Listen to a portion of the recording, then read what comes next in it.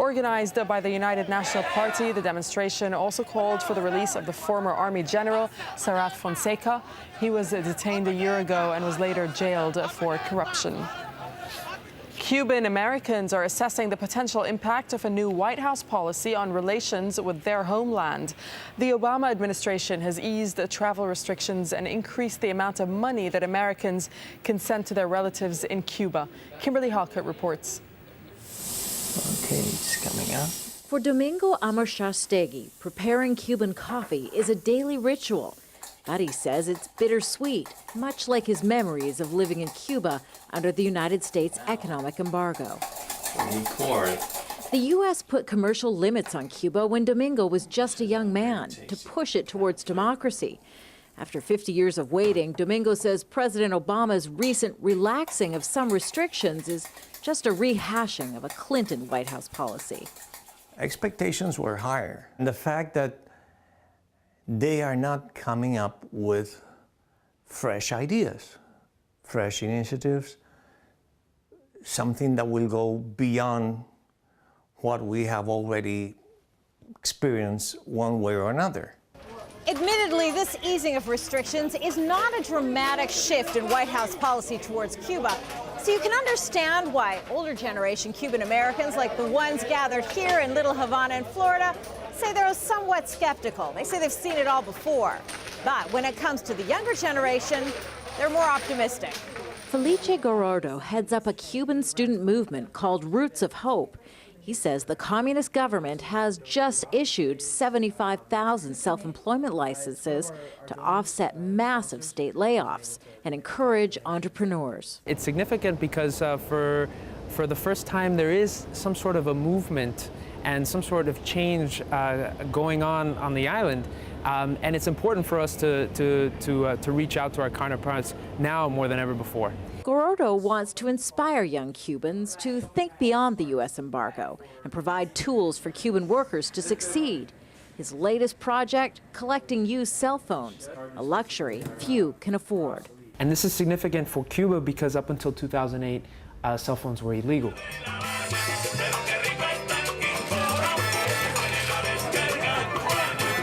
But many of the older Cubans are tired of what they call political game playing with their beloved island nation. What they want isn't a reworking of an old U.S. policy, but instead an entirely new one for Cuba teetering on the fringes of change. Kimberly Halkett, Al Jazeera, Miami.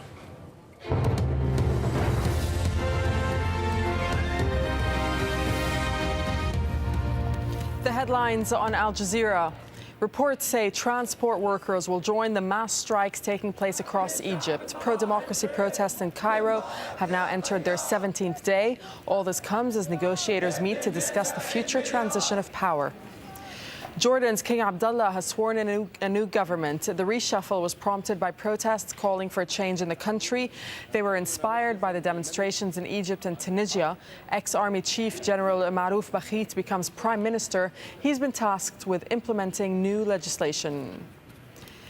Italian prosecutors are demanding Prime Minister Silvio Berlusconi go on trial immediately. The call follows allegations he paid for sex with a 17-year-old Moroccan dancer and then used his political power to cover it up. U.S. aid to Pakistan is under threat over the detention of an American citizen who shot and killed two armed men. Relations between Islamabad and Washington have been strained since the incident took place in Lahore 2 weeks ago.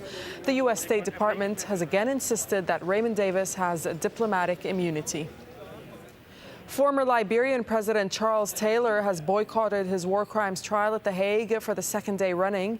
The proceedings have now been adjourned while the judges decide whether to allow an appeal by Taylor's legal team. His lawyers are angry that a defense document has been ruled inadmissible. Taylor denies 11 counts of war crimes and crimes against humanity, and that's during the Sierra Leone Civil War in the 1990s. Security is tight in Indonesia ahead of the latest trial of the Muslim cleric Abu Bakr Bashir. More than 1,000 police have been deployed near the courthouse in South Jakarta. Bashir's supporters are expected to hold a rally outside. It's the cleric's third trial on terrorism-related charges in a decade. Hundreds of opposition supporters have taken to the streets of Sri Lanka to protest against rising food prices. Organized by the United National Party, the demonstration also called for the release of the former army general Sarath Fonseca. He was detained a year ago and was later jailed for corruption. Talks between the North and South Korean military have broken down. Neither side could agree on the agenda for future discussions. Tensions have been high on the peninsula since the North shelled a South Korean island in November, killing 4 people. Veronica Pedrosa is with you at the top of the hour for more news. Now it's Inside Story.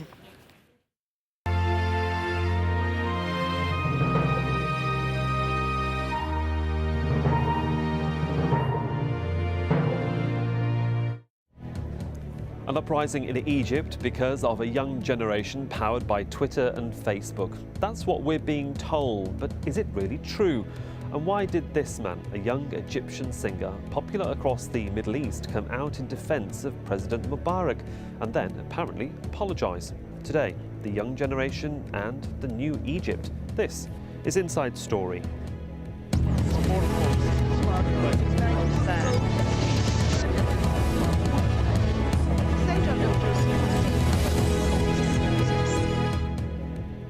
Hello and welcome to Inside Story. I'm Sahil Rahman. Social media has been dubbed the new tool for revolutionaries. The seeds were sown in 2009 when Twitter was credited with the protests that followed the Iranian elections.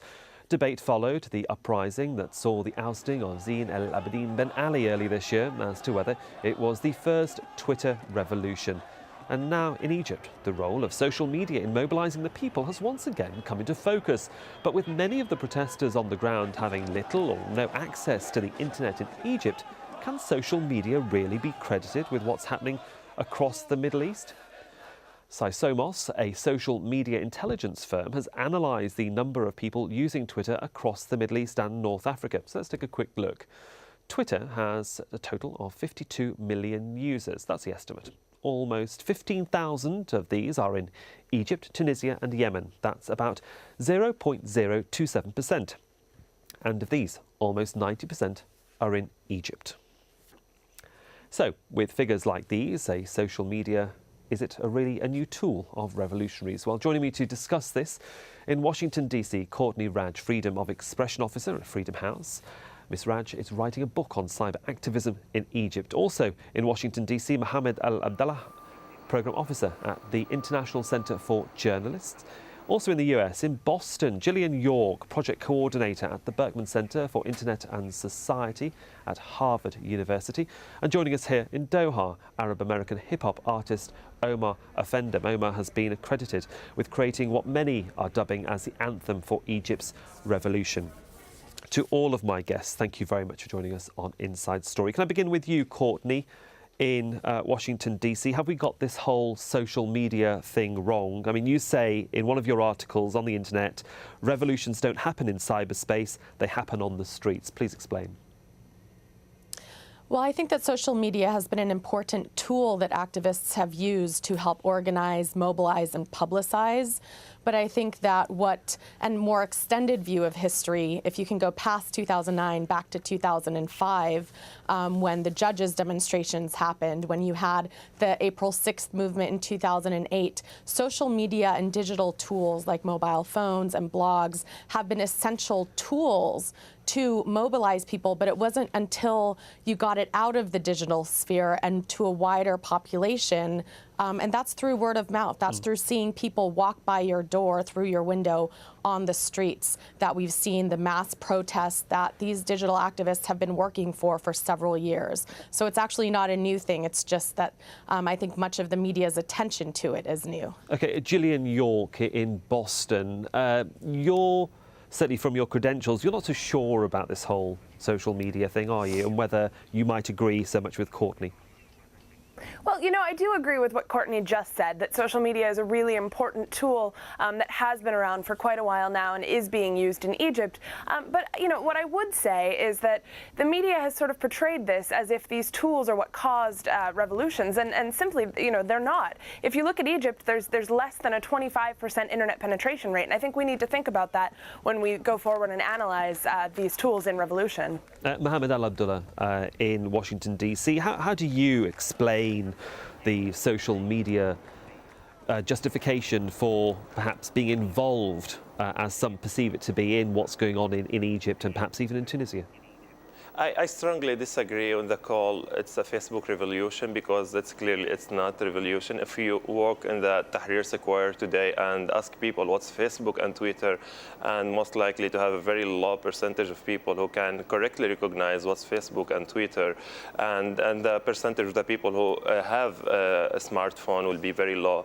However, we will be very unfair if we say the Facebook and Twitter did not play a key role in mobilize these people and bring them together. The idea I have is the people were unhappy with their government for several reasons, but the social networking has nothing to do with that. The social networking and the social websites, all what it does, or it did, it's to spread the word about the date, the time, the location, about the protest, but not to mobilize, to bring the people, or to give them the political motivation for going to the street. OK, well, let's get into the nitty-gritty then. I mean, Courtney, if I come back to you, is the media, and I'm talking about newspapers and television here, then giving social media too much credit? You say they have an important role, which we all agree on, but are they getting too much credit for what's really happening? And that if they shouldn't get the credit, who should? Yes, I definitely think that it's a sexy story to give credit to social media. I was working at Al Arabiya during the 2009 protests in Iran, and all the media loved to credit it to social media. But that is too simplistic. What social media has been important for is that many of the key activists who are playing a central role in organizing and training other activists are using social media in those repertoires of contention. But that doesn't mean that social media is responsible for the revolution. That's the Western media, however, has simplified it, and they don't have a very in-depth understanding of what's going on, and they want to make it a story that, you know, Americans and British and Europeans can find interesting. But I think that we need to put it into perspective and realize that these protests resulted from broad economic discontent, from the inability of college-educated people to find jobs, and just, you know, broad societal problems that would not be solved by, you know, private social networks like Facebook, or, you know, it's a very low threshold of involvement if all you have to do is